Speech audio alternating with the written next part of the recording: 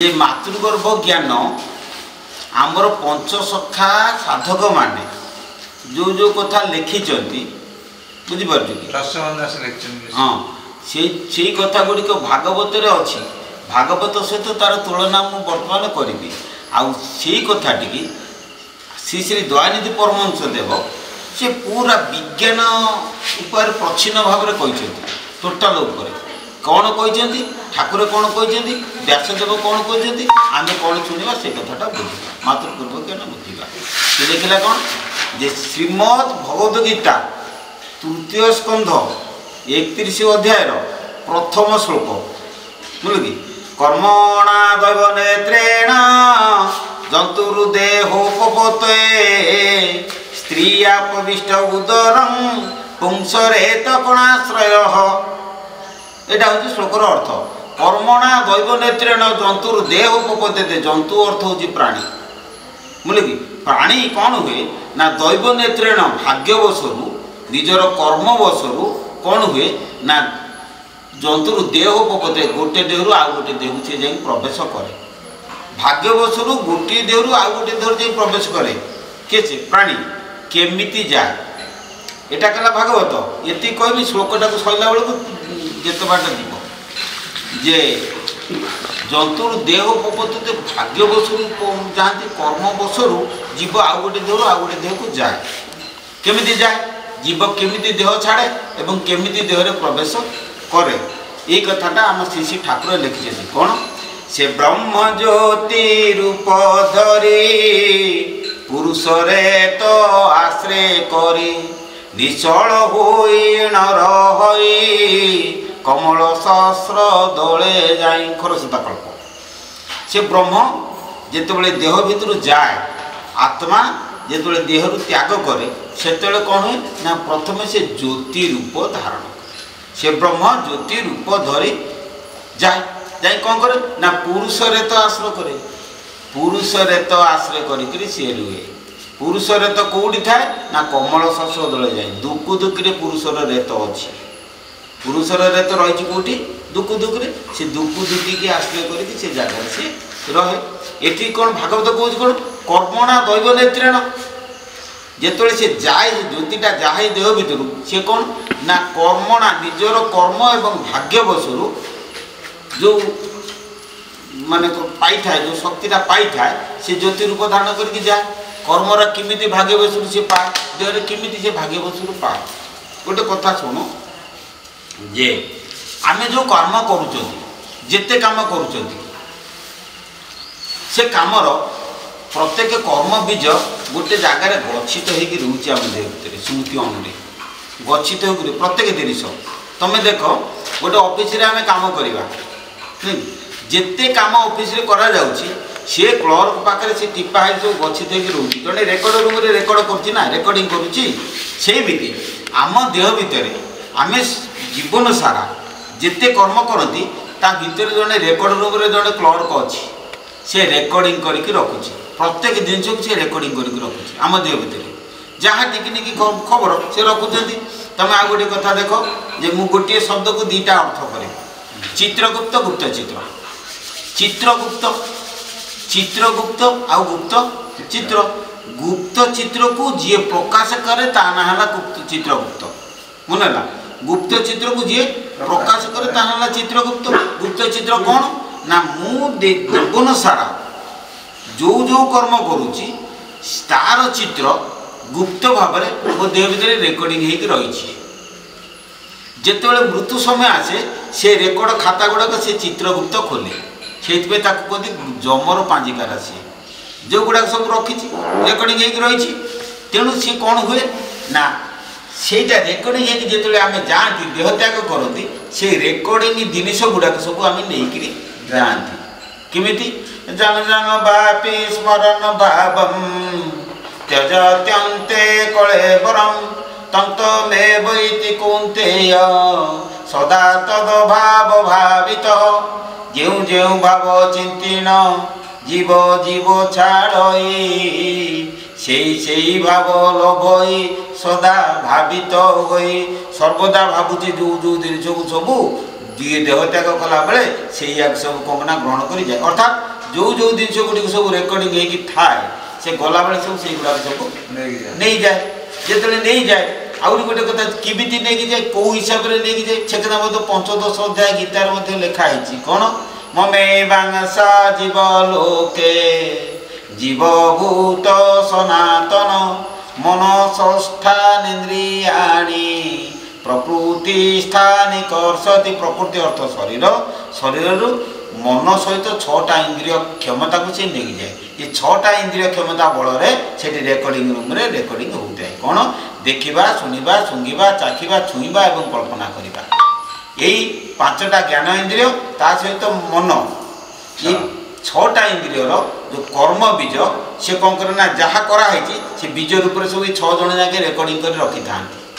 ଯେତେବେଳେ ଆମ ଶରୀର ଭିତରୁ ଜ୍ୟୋତି ପଳାଏ, ଆତ୍ମା ଜ୍ୟୋତି ରୂପରେ ଯାଏ, ସେ ତାକୁ ସବୁ ନେଇକି ପଳାଏ। ସେଗୁଡ଼ାକ କ'ଣ ସେ କର୍ମ ବୀଜ ହେଉଛି ତାର ସବୁ କଳା ସହିତ ରଙ୍ଗ ସହିତ ସମାନ। ବୁଝିପାରିଲେ? ଗୋଟେ ଧଳା ଆଲୋକକୁ ତା ଚାରିପଟରେ ତୁମେ ଯଦି କିଛି ରଙ୍ଗୀନ କାଚ ଦେଇଦିଅ ତୁମକୁ ରଙ୍ଗ ଦେଖାଯିବ, କିନ୍ତୁ ପ୍ରକୃତରେ ତା ଆଲୋକଟା ଧଳା, କିନ୍ତୁ ଯିଏ ଆବୃତ କରିଛି ସେ ଭିନ୍ନ ଭିନ୍ନ ରଙ୍ଗ। ଠିକ୍ ସେଇଭଳି ଭିନ୍ନ ଭିନ୍ନ ରଙ୍ଗ ଗୁଡ଼ିକ ଏ ସ୍ୱଚ୍ଛ ନିର୍ମଳ ଜ୍ୟୋତିକୁ ଆବୃତ କରିକିରି ସେ ଆଉ ଗୋଟେ ଦେହ କରିକି ନେଇଯାଏ। କେମିତିକା ନା ତମ ଦେହ ଯେମିତିକା ସେ ଜ୍ୟୋତିର ଦେହଟି ସେମିତିକା। ତା ନାଁ ହେଲା କ'ଣ ନା ସୂକ୍ଷ୍ମ ଶରୀର। ସୂକ୍ଷ୍ମ ଶରୀର ବୁଝିପାରିଲ କି କେମିତିକା କ'ଣ ବୋଲିକି? ମୁଁ ଆଉ ଗୋଟେ ସୂକ୍ଷ୍ମ ଶରୀରର ଉଦାହରଣ ଦେଉଛି। କ'ଣ ତମେ ଦେଖ ଗୋଟେ ନର୍ତ୍ତକୀ ସେ ଟିଭି ପର୍ଦ୍ଦାରେ ନାଚୁଛି, କିନ୍ତୁ ସେଇ ସମୟରେ ଯେଉଁ ନର୍ତ୍ତକୀଟି ଟିଭି ପର୍ଦ୍ଦାରେ ନାଚୁଛି ସେ ସମୟରେ ସେ କ'ଣ ନାଚୁଛି ନା? ସେ ତା ଘରେ ଯାଇକି ଭାତ ଖାଉଥିବ କି ଗୋଟେ ବଜାରରେ ବୁଲୁଥିବ। ପ୍ରକୃତ ପକ୍ଷରେ ସେ ତାର କୁଆଡ଼େ ବୁଲୁଥିବ, କିନ୍ତୁ ତମେ ଦେଖୁଛ ବର୍ତ୍ତମାନ ସେ ନାଚୁଛି। ତାହେଲେ ତାର 2ଟା ଶରୀର,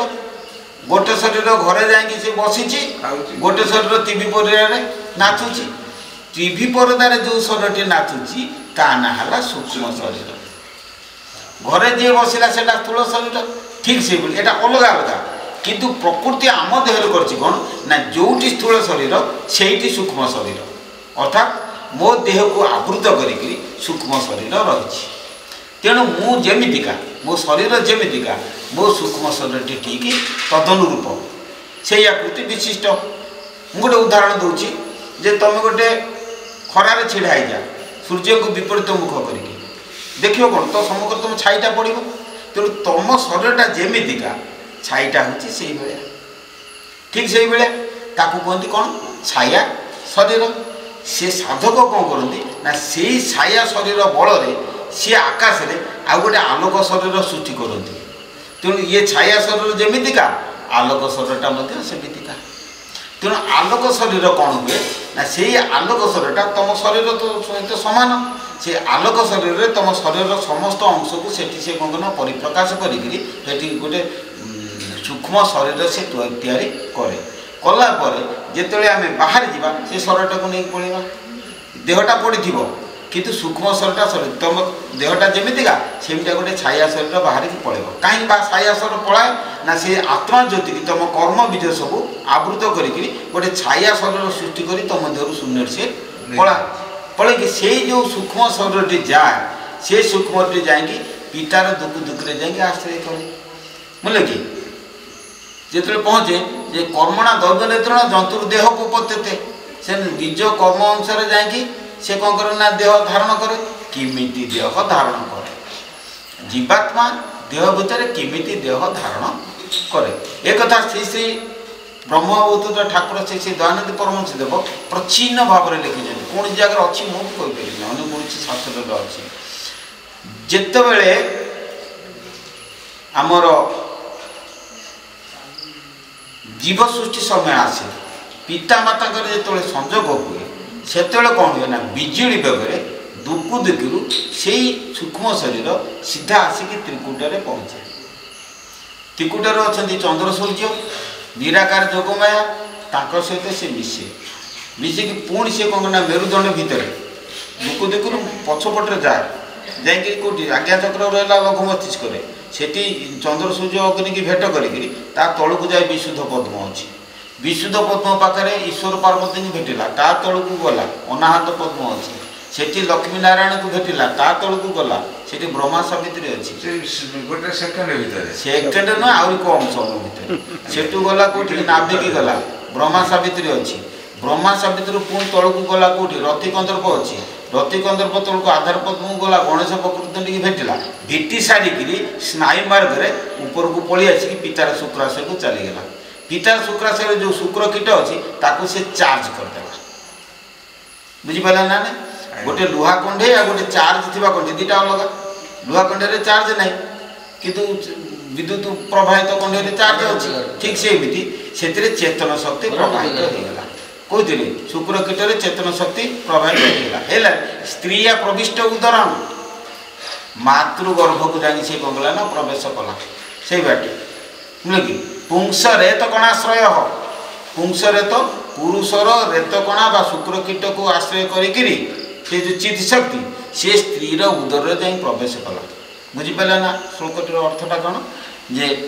कौन जे कर्मणा दैवनेत्रेण जंतुर्देहोपपतते स्त्रिया प्रविष्ट उदरम पुंसरे तो कणाश्रय आसिक जाई कौटी पहुँचला जे उदर पहुँचला मु दिने निमाई पचार जे गोटे शब्द राजेन्द्र सार को पचारे कही नी कि कलल शब्द बोलिकी सी कौन कलत्रेण पंचरात्रेण बुद्बुदम दशा हेन तु कर्तंधु पेचंडंग बात परम किमिति बढ़े मागध पिलाटा किमिति बढ़े भागवत कहूँ मु कहूनी श्रीमद भागवत तृतीय स्कंध 31 अध्याय द्वितीय श्लोक बुझे कि कौन जे कलत्रेण पंचरात्रेण बुद्बुदम दशा हेन तु कर्तंधु पेचंडंग बात परम भागवत कहूँ विज्ञान कहूँ दीटा को मिसे जब भूल हो भागवत को चिरी फोपाड़ दे कहीं पढ़ी व्यासदेव आमर द्वापर जुगरे कौ जंत्र से विश्लेषण करके मातृगर्भ में गुण उठी देखी आम तो अल्ट्रासाउंड कर कौ अल्ट्रासाउंड करते व्यासदेव सी जहाँ कही से कौन कलल त्वकरात्म प्रथम रात्र से कौन ना कलल कलल शब्दर अर्थ कौन आमर जिते टीकाकार अच्छा भागवत कौटू मु पाइल नहीं शेष में कलल शब्द बुझेनि कलल अर्थ हूँ भ्रूणकोश कलल अर्थ हूँ भ्रूणकोश प्रथम गोटे कोश परिणत हुए हाँ भ्रूणकोश प्रथम भ्रूणकोश गोटे कोश एककोशी भ्रूण से परिणत हुए प्रथम रात्र गोटे एककोशी भ्रूण परिणत हुए जहाँ इंग्राजी वैज्ञानिक माने कहते जाइगट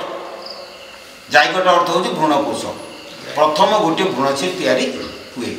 आउ कौन कललम त्वकरात्रेण पंचरात्रेण बुद्बुदम तापर से जो भ्रूणकोश कौन हुए ना गोटी करू दीटा हुए दीटा रु चार्टा हुए चार्टा रु आठटा सब गुड़ा जमी कोश बुद्धि घटे कोश बुद्धि घटिकी गोटे लालुआ पदार्थ सृष्टि हुए तार ओडिया अर्थ हूँ गर्भजल बुझे कि जो लालुआ पदार्थ सृष्टि हुए से लालुआ पदार्थ भितर पंचरात्रेण बुद्बुदम बुद्बुद अर्थ हूँ फोटका गोटे पवन फोटका से जगह तैयारी हुए बुझिपारे जो पवन फोटका तैयारी हुए फोटका भितर पवन रहा पवन भितर कौन रहा शून्य रहा तेणु पवन भितर जो शून्य रहा से शून्य देहरे कौन हुए ना पितार आ मातार दी जनकर प्रकृति से जगह बीज रूप में रही जाए जो कर्म नहीं आसो से कर्म गुड़ा को नहीं से जन्म होता से प्रकार सृष्टि हम किंतु से पिता माता भी भीतर से गुण आसूची नाई कथाटा तार नहीं ता कर्म नहीं से जन्म ग्रहण कला किंतु तार देहटा हूँ पिता माता जो आत्मा शक्तिटा है तार प्रकृतिटा तार किंतु देहटा हूँ पिता और माता रजबीर्जर संयोग देहटा या जिते या पिता जहाँ को इंग्राजी कहते जीन तार वंशगत क्षमता मार वंशानुगत क्षमता दीटा मिसिकी से जगह आउ गोटे स्वतंत्र प्रकृति सृष्टि हुए आत्मशक्ति जो प्रकृति सृष्टि हुए ताकू कहुए सेटा हूँ मंजी मुझे उदाहरण दूसरी तुम बुझीपार गोटे मुग मंजी ता भितर मुग गछ कौन अच्छी कि गछ ना बर्तमान ता देहरे किंतु गछर प्रकृति ता देहरे अच्छी गछ सृष्टि हबार क्षमता ता भितर अच्छी ठीक सेमती शरीर गठन हबार क्षमता भ्रूण भितर सृष्टि हो जाए सर किमितिका क्षमता कौ भली प्रकार देख आउ गोटे बुझे दूसरी मुग मंजी मुग गछ हम धान गछ हम कि आंब मंजी आंब गछ हम आंबड़ा गछ हम कि हेनी ठीक से सेठी जो क्षमता रहा से क्षमता कौ क्षमता पितामाता जदि मनीष होते मानवर क्षमता रहा पितामाता जदि छेड़ी होते छेड़ी देहर प्रकृति रहा ता भितर पितामाता जदि कुकुर होते कुकुर प्रकृति से भ्रूण भितर रहा बुझिपारे ना तेणु पितामाता दैहिक जो प्रकृति से गुड़ाक सब से जगार गच्छित हो रहा मंजी आकार तापर जो भ्रूण बढ़ला से कौन है ऑटोमेटिक से प्रकृति अनुसार से तैयारी हम केमी तैयारी हम देख आउ कौन जे पंचरात्र बुझ दशा दशा हेन तू करकंदु करकंदु कहले बरकोड़ी 10 दिन जो जाए से बदरी बा बरकोड़ी आकार से धारण करे बरकोड़ी केमितिका बरकोड़ी हूँ टाणुआ तेणु से तो लाड़ुआ थिला ना ता भीतर फोटका है 10 रात्र कौन हुए ना 10 दिन में करकंदु हो जाए करकंदु अर्थ अर्थ हूँ बरकोड़ी बरकोड़ी भाया से टाण हुए से लाड़ुआ टे टाण अंश आसी जाए ता भीतर जो फोटका थिला कौन हुए से फोटकाटा से जगह शून्य हिसाब से रहीगला उपरटा खाली गोटे टाण सर बांधला भाया टाणुआ होकर गोटे बरकोड़ी सदृश होगला आउ कौन जे पेशियंडंग बा ततपरम 10 दिन पर मांसपेशी अंडाकार मांसपेशी से परिणत हुए 15 दिन कौन हुए ना अंडाकार मांसपेशी गोटे अंडाकार मांसपेशी से परिणत हुए कटे 10 दिन पर सी ठाकुर कहले से 15 दिन से अंडाटी तैयारी हुए 10 दिन पर 15 दिन तैयारी हो सारापर तापर से केमी कौन पढ़े विज्ञान कौच ये कौच से तो गवेषणा चलती विषय लिखुची पढ़ो दिने से बईटा लिखि सारा तुम पढ़ किंतु मोर कहवा कथा भागवत व्यासदेव द्वापर जुगु जहाँ लिखि माने कली जुगरे आमर वैज्ञानिक माने से ही प्रमाण कर जहाँ कहते ये ता लिखिं कौन एपट सेपट ना भागवत जहाँ लिखाई विज्ञान मत से प्रमाण करुँच तेणु भागवत कथा हूँ निराट सत्य हिंदू धर्म हिंदू शास्त्र आ सनातन धर्म विश्व हूँ सर्वश्रेष्ठ धर्म जहाँ ठारू आउ बड़ धर्म किसी जगत में नाही एवं सनातन धर्म हूँ विज्ञान सम्मत ये कथा स्वतंत्र भाव में प्रमाणित हुए है। ओम क्लीं वंदे महापुरुष।